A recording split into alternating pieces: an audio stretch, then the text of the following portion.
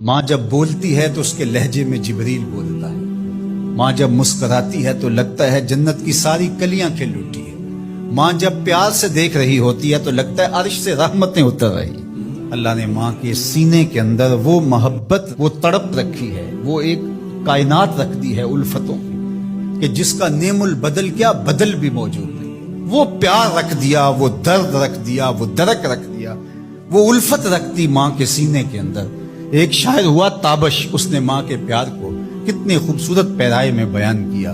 ایک مدت سے میری ماں نہیں سوئی تابش، میں نے ایک بار کہا تھا مجھے رات کو ڈر لگتا ہے. ایک دن بچپن میں میرے منہ سے نکلا تھا، امی مجھے رات کو سوتے ہوئے ڈر لگتا ہے. میں بوڑھا بھی ہو گیا ہوں، میری ماں اب بھی میرے بستر پہ پھونکے مار کہ میرے بیٹے کو رات کو ڈر نہ لگے. یہ ماں کے سینے کا پیار ہے، ماں کی الفت ہے، یہ ماں کی تڑپتی ہوئی ممتا ہے. اولاد کے لیے وہ دکھ بھی جھیلتی ہے، تکلیفیں بھی سہتی ہے. غریب مائیں لوگوں کے گھروں کے برتن بھی مانجنے پڑے تو اس سے بھی گریز نہیں کرتی. شہر میں آ کر پڑھنے والوں بھول گئے ہو کس کی ماں نے کتنا زیور بیچا ہے.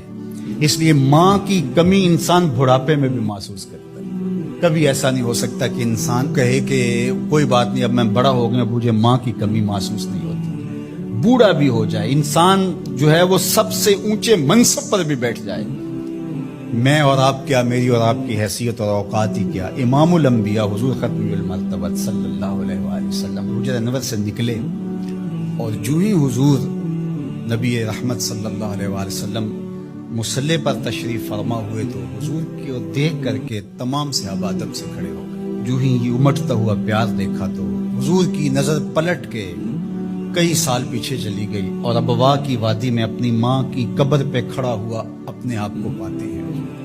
اور پھر ایک جملہ کہا، الحاوی للفتاوی کے اندر امام سیوطی نے اس کو بڑی تفصیل سے لکھا ہے کہ چشمان رحمت سے آنسو ٹپکنے لگے اور حضور مصلی پہ کھڑے ہو گئے اور فرمایا لو ادرکت والدیہ او احدہما، کاش آج میرے ماں باپ زندہ ہوتے یا کم از کم میری ماں ہی زندہ ہوتی اور میں لوگوں کو نماز پڑھا رہا ہوتا. وَأَقْرَأُ فِيهَا بِفَاتِحَةِ الْكِتَابِ، اور اس میں سورہ فاتحہ کی تلاوت چل رہی ہوتی.